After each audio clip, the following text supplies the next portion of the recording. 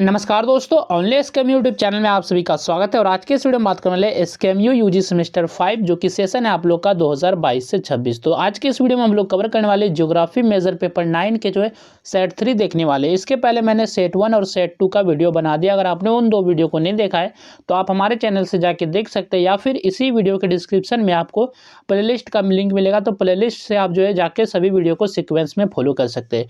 हो सकता है इसके बाद जो दो वीडियो अगर बना पाऊँ तो बना दूंगा, सेट 4 और सेट 5 का। अगर नहीं बना पाऊंगा तो ये सेट 3 तक आप लोग इसे अच्छे से कर लीजिएगा। तो क्वेश्चन जो रहता है हमारे जो हम सेट प्रोवाइड करते हैं जिसमें दो ग्रुप में बांटते हैं। ग्रुप ए में जो आपका आता है वेरी शॉर्ट क्वेश्चन, 1 नंबर वाले 5 क्वेश्चन, और जो है 2 शॉर्ट क्वेश्चन रहता है। और बात करें ग्रुप बी में, तो ग्रुप बी में हम लोग जो है लॉन्ग क्वेश्चन करते हैं और एक सेट में जो है 6 लॉन्ग क्वेश्चन देते हैं, लेकिन एग्जाम में आपको जो है 4 लॉन्ग क्वेश्चन बनाना होता है। तो ये सेट 3 वीडियो, इसके पहले सेट 2 सेट 1 डाल दिया। इसी तरह अगर हो सकता है टाइम मिलेगा तो सेट 4 और सेट 5 भी बना दूंगा। तो सबसे पहला जो वेरी शॉर्ट क्वेश्चन है ग्रुप ए का, ए नंबर जो है, व्हाट इज इंडस्ट्रियल लोकेशन, यानी कि औद्योगिक अवस्थिति क्या है। तो औद्योगिक अवस्थिति क्या है, तो औद्योगिक अवस्थिति से आशय उस स्थान के चयन से है, यानी कि उस स्थान से मतलब है जहां उद्योग स्थापित किया जाता है, यानी कि जहां पर जो उद्योग को स्थापित किया जाता है ताकि उत्पादन लागत कम हो और सुविधाएं उपलब्ध होती है। आपका औद्योगिक अवस्थिति हो जाएगा, यानी कि इंडस्ट्रियल लोकेशन हो जाएगा। इसके बाद नेक्स्ट क्वेश्चन है question number B, what is aquaculture. Aquaculture क्या है, यानी कि जलीय कृषि क्या है। तो जलीय कृषि वह प्रक्रिया है जिसमें तालाब, झील या समुद्री जल में मछलियों, झींगों और अन्य जलीय जीवों का पालन किया जाता है। यानी कि जलीय कृषि क्या है, तो इसमें जल वाले जितने भी प्राणी हैं, यानी कि जो भी है, जैसे कि तालाब में, झील या समुद्री जलों में जो मछली, झींगों और अन्य जलीय जीवों का जो है पालन किया जाता है, यही आपका जो जलीय कृषि है। इसके बाद नेक्स्ट क्वेश्चन है, what is special economic zone. विशेष आर्थिक क्षेत्र क्या है। तो विशेष आर्थिक क्षेत्र वह निर्धारित औद्योगिक क्षेत्र होता है जहां उद्योगों को निवेश बढ़ाने, निर्यात प्रोत्साहन और कर में विशेष छूट दी जाती है। तो ये आपका जो है विशेष आर्थिक क्षेत्र है, यानी कि स्पेशल इकोनॉमिक जोन है। नेक्स्ट क्वेश्चन है, व्हाट इज एयर ट्रांसपोर्ट। वायु परिवहन क्या है। तो वायु परिवहन जो है वह साधन है जिसमें हवाई जहाज द्वारा यात्रियों, डाक और वस्तुओं को तेजी से एक स्थान से दूसरे स्थान तक पहुंचाया जाता है। यानी कि वस्तुओं को जो एक स्थान से दूसरी स्थान तक पहुंचाना जहाज के द्वारा, हवाई जहाज के द्वारा, यही आपका जो है वायु परिवहन हो जाएगा।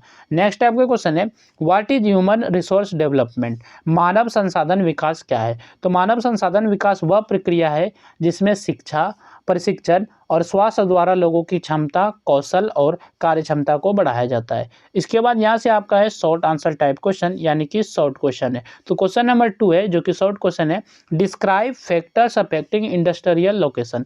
औद्योगिक अवस्थिति को प्रभावित करने वाले कारकों का वर्णन कीजिए। तो औद्योगिक अवस्थिति जो कौन कौन से कारक जो प्रभाव करते हैं, ये आपको चीज़ें बताना है, कौन कौन से कार्य से प्रभावित करते हैं। तो औद्योगिक अवस्थिति से आशय उस स्थान के चयन से है जहां उद्योग स्थापित किया जाता है। उद्योग की स्थापना जो है कई प्राकृतिक और मानवीय कारकों पर निर्भर करती है, यानी कि जो इंडस्ट्री बनते हैं उसके जो कई प्राकृतिक और मानवीय कारक निर्भर करते हैं। इन कारकों का जो मुख्य उद्देश्य होता है उत्पादन लागत को कम करना और लाभ को बढ़ाना होता है। प्राकृतिक कारकों में सबसे पहले कच्चे माल की उपलब्धता का महत्व होता है। जिन उद्योगों को भारी या अधिक मात्रा में कच्चे माल की आवश्यकता होती है वे प्रायः कच्चे माल के स्रोत के पास स्थापित किए जाते हैं, जैसे लौह एवं इस्पात उद्योग। ऊर्जा संसाधन भी आवश्यक है क्योंकि उद्योगों को बिजली, कोयला या पेट्रोलियम की जरूरत होती है। जल की उपलब्धता भी महत्वपूर्ण है क्योंकि कई उद्योगों में उत्पादन, प्रक्रिया और शीतलन के लिए पानी की आवश्यकता होती है। मानवीय कारकों में श्रम की उपलब्धता और उसकी लागत का विशेष महत्व है। सस्ता और कुशल श्रम उद्योगों को आकर्षित करता है। पूंजी भी आवश्यक है क्योंकि उद्योगों की स्थापना, संचालन के लिए बड़े निवेश की जरूरत होती है।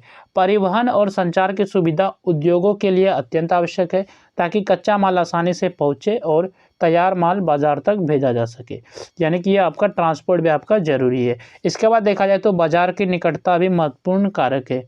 नासवान या भारी वस्तुओं के उद्योग बाजार के पास स्थित किए जाते हैं। सरकारी नीतियां, कर व्यवस्था और औद्योगिक प्रोत्साहन योजनाएं भी उद्योगों की अवस्थिति को प्रभावित करती है।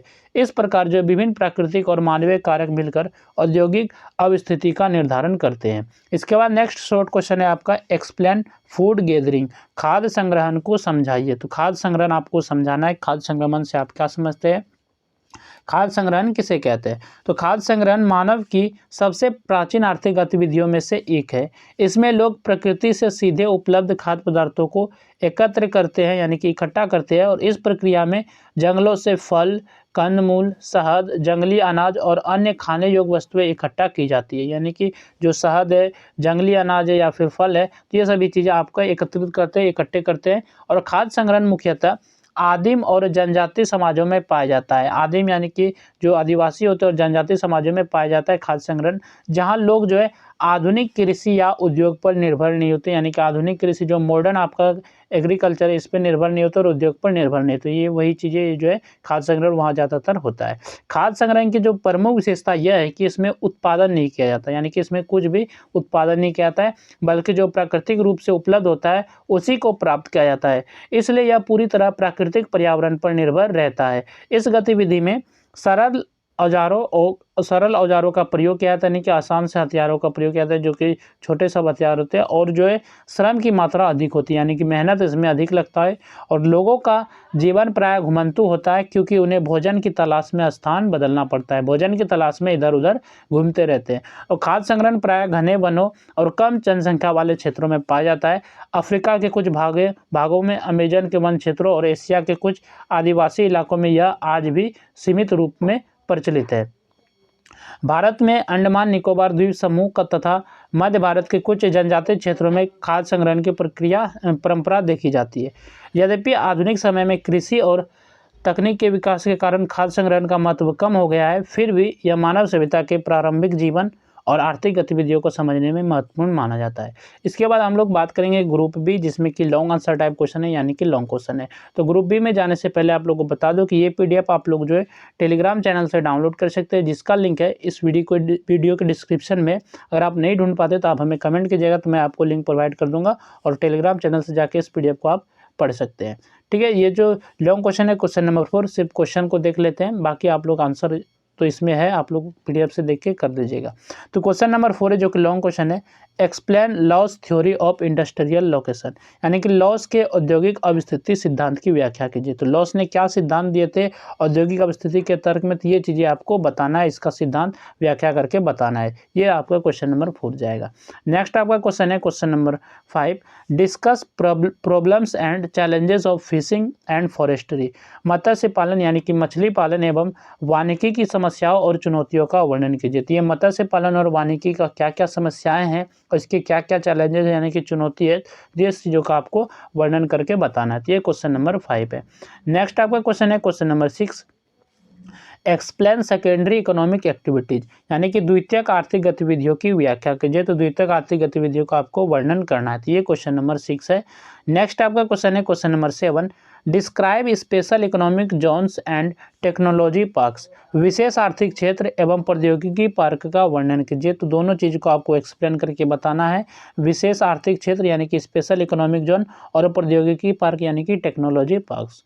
नेक्स्ट आपका क्वेश्चन है question number 8, explain water transport and it's important, जल परिवहन एवं उसके महत्व की व्याख्या कीजिए। इसी तरह आपका जो एक क्वेश्चन बन सकता है एयर ट्रांसपोर्ट का, यानी कि वायु परिवहन और उसके महत्व की भी व्याख्या कीजिए। तो ये क्वेश्चन है जल परिवहन एवं उसके महत्व की व्याख्या कीजिए। तो एक क्वेश्चन बन सकता है आपका वायु परिवहन और उसके महत्व की चर्चा कीजिए। इंपॉर्टेंस की जगह अगर सिग्निफिकेंस भी लिखा रहे तो वो भी आपका महत्व भी पूछ रहा है। तो ये क्वेश्चन नंबर 8 है।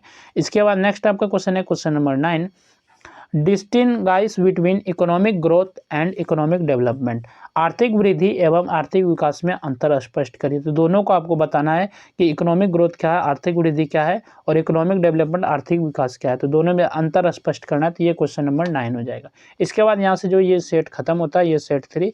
इसके बाद अगर टाइम मिलेगा तो सेट 4 और सेट 5 का भी वीडियो बना दूंगा। अगर नहीं मिलेगा तो कम से कम जो है पीडीएफ जो टेलीग्राम चैनल पर भेज दूंगा, तो वहाँ से आप पीडीएफ को कर लीजिएगा। तो चलिए फिर मिलते हैं नेक्स्ट वीडियो में। इस वीडियो में बस इतना है।